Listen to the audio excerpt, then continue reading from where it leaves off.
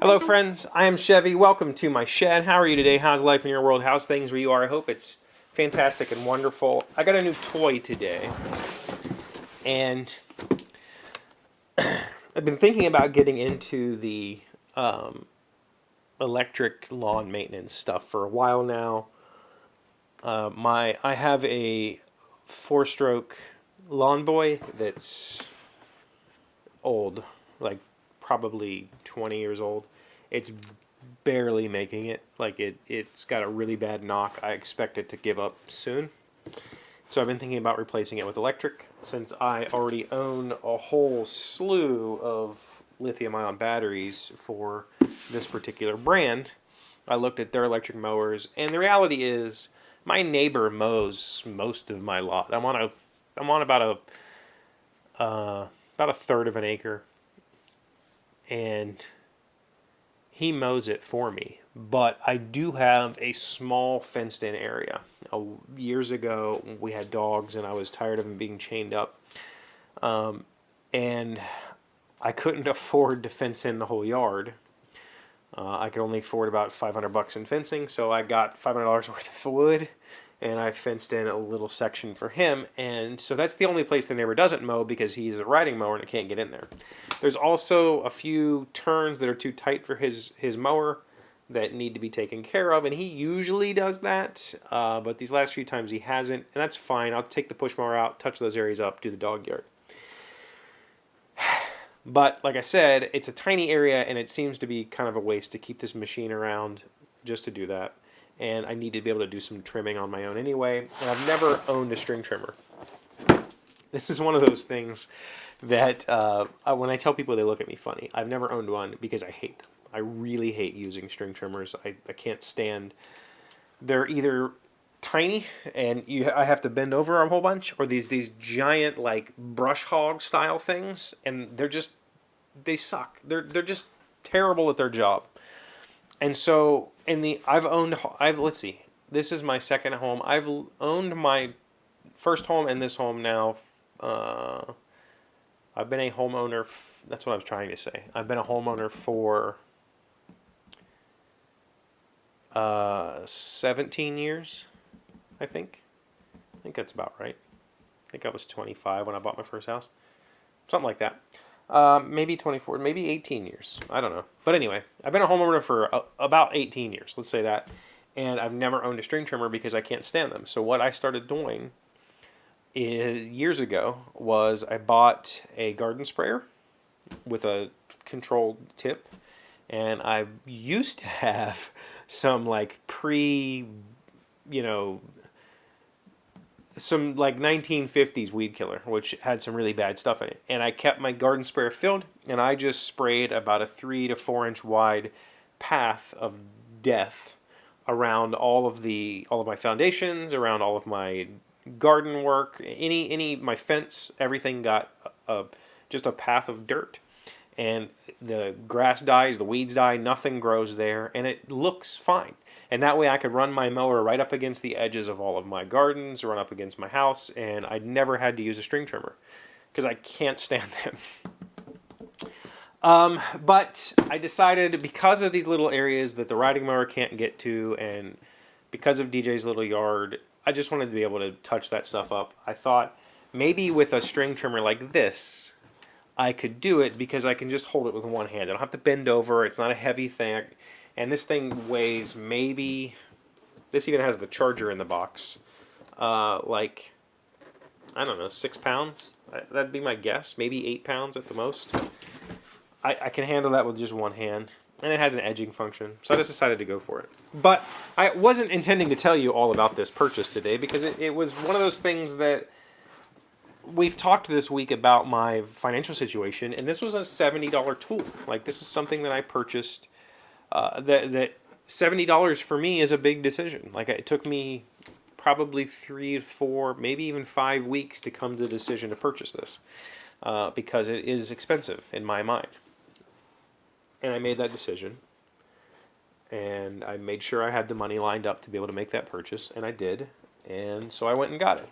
But what I really want to talk about was I went and bought that today And while I was there, I decided to look at something else. And I ended up purchasing that something else. But I want to talk to you about why first. When my dad was here this past weekend and I made these boxes, I screwed these boxes up. If you saw that video, I had to cut them in half and glue them back together. These are about 9 inches wide, which means I need 6-inch clamps, which I have plenty of. Don't work. These are too small.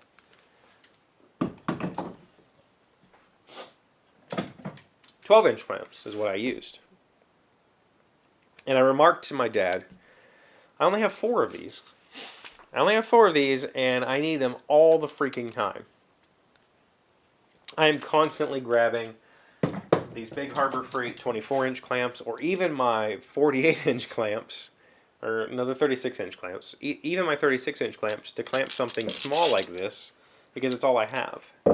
So I was at Home Depot, and I went and looked, and what I found was they have a 4-pack of the 12-inch Bessie clamps for $25, which is a really good price. I think these are like normally something like $11 each or something like that. So to get 4 of them for $25, that was a pretty cool deal. And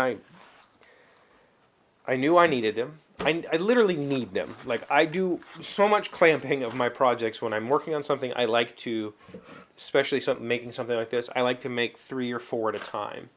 And I always need clamps. But I had to really look at my money again. This came out of my personal money, right? This came out of the money that I put towards bills, towards Christmas, towards all that stuff. This came out of my business money. And my business doesn't make money. My business, my business breaks even, according to the IRS. So I had to look at it, and I really had to think long and hard about spending $25, which to most people my age, $25 is not a big deal. Okay. To me, it was a serious decision. I debated. I stood in that aisle and thought about it. If you remember, just a few months ago, I bought myself 2 of these clamps. These clamps are $45 a piece. I spent $90 on 2 of these clamps, and I was literally shaking. That's a lot of money, right? It's not, but it is. So today, I spent a good 5-6 minutes standing in that aisle looking at these clamps, looking at the other options, like what are my other options for 12-inch clamps. I could go get more Harbor Freight clamps, and these are a really great value. If you do woodworking, or if you're thinking about getting into woodworking but you're not sure yet, buy these. They're fine. Like, they work fine. But these are so much better, right?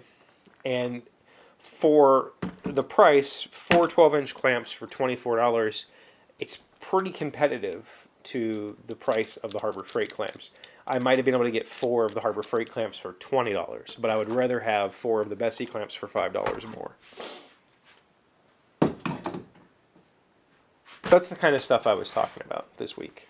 It really sucks to struggle over a $25 purchase, to really stop and think about it. Like, okay, what else can I use that $25 for?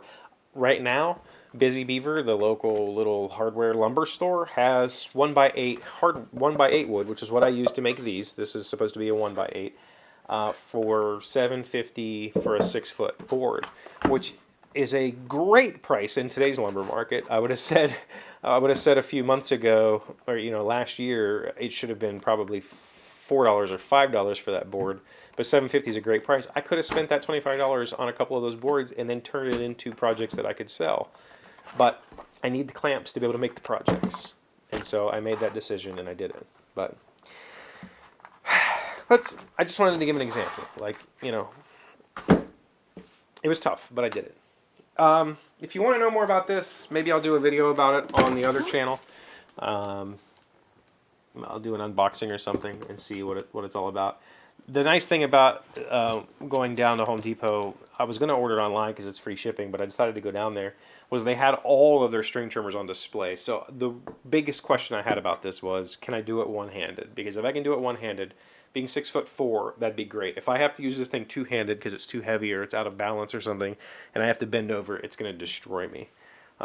Things just aren't made for tall guys. So, yeah. We're going to put it to use this weekend and try to trim up DJ's yard. I think that's what I had for you today. I know a few of you have asked questions. A few of you have given me topic ideas. Thank you very much for that. Please, I hope that we can continue to do that. I will start answering some of those questions next week. Thank you for being here as always. Thank you for liking, commenting, subscribing, being amazing friends, being wonderful people. I really appreciate you. I'll see you again on Monday. Today's word you should know to sound smart is fiat. It is a noun meaning an authoritative decree or order. Everyone interested in receiving a sizable portion of his inheritance simply allows grandfather to rule the household by fiat. Fiat. F-I-A-T. I honestly just thought it was a car brand. Does it mean the same? Like, aren't Fiats Italian? Does it mean the same thing in Italian? Or is it an Italian word?